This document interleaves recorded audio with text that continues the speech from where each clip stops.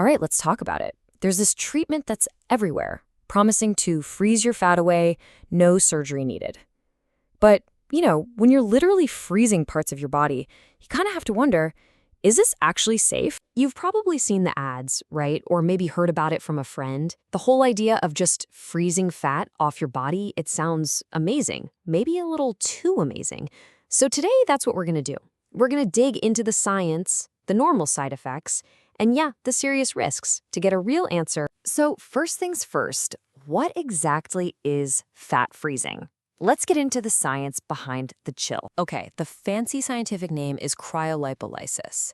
And it's one of those words that sounds complicated, but it's actually pretty simple.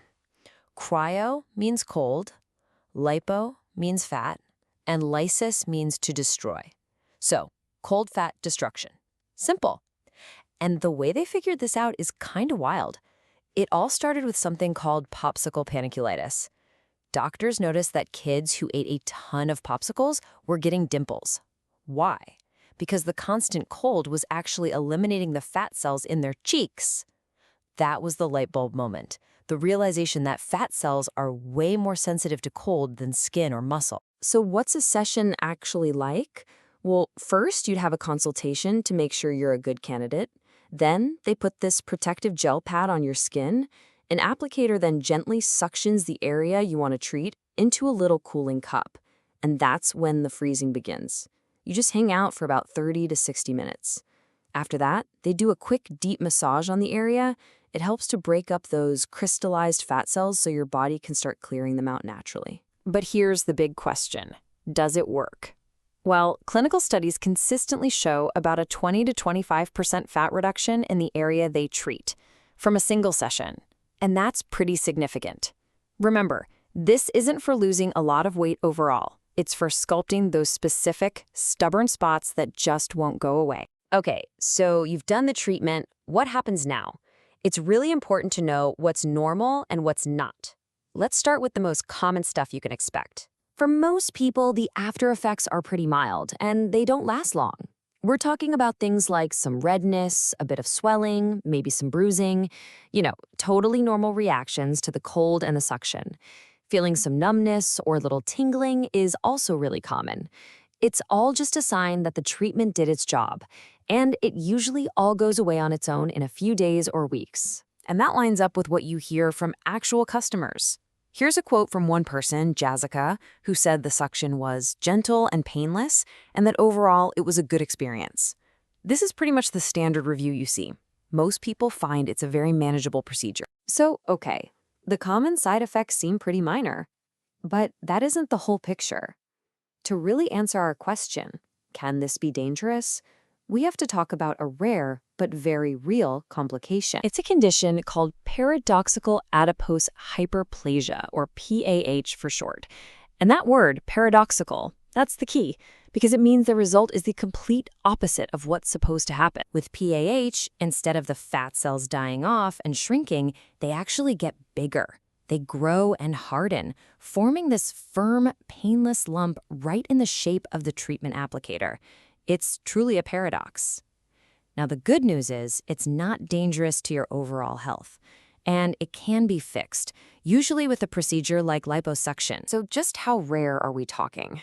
Well, the clinical data puts the chances at about 1 in every 4,000 treatments. So yes, it is very low probability, but it's not zero. The sources also suggest that the risk might be a little bit higher for men and for people of Hispanic or Latino ethnicity. It's just a really important piece of the puzzle you have to consider when you're weighing the pros and cons. All of this really leads us to the most important question: who is this treatment actually for?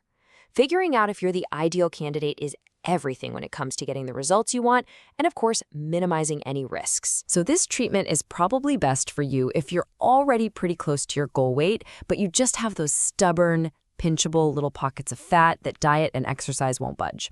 Think love handles or a little bit on the thighs or abdomen. It's a fantastic non-surgical option for that. On the flip side, this is definitely not for you if you're looking for major weight loss. And it's not great if you have a lot of loose skin or if you have certain medical conditions that make you sensitive to cold. And you've got to be patient. Results show up gradually over weeks and months. Of course, fat freezing isn't the only game in town. The world of body sculpting has a lot of options now. So let's really quickly see how it compares to another popular technology out there. The key difference between fat freezing and something like EMS body sculpting really comes down to the goal. Cryolipolysis, fat freezing, is all about one thing: getting rid of fat cells. That's its job. In contrast, EMS, electrical muscle stimulation, is about building muscle. It uses these electrical pulses to contract your muscles, which in turn helps reduce some fat.